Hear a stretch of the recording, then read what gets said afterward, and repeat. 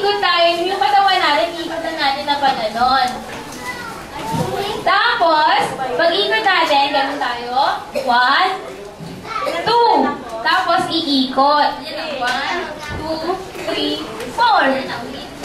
Okay, ulit ito. Paano yung best friend? Best friend, tapos Hug.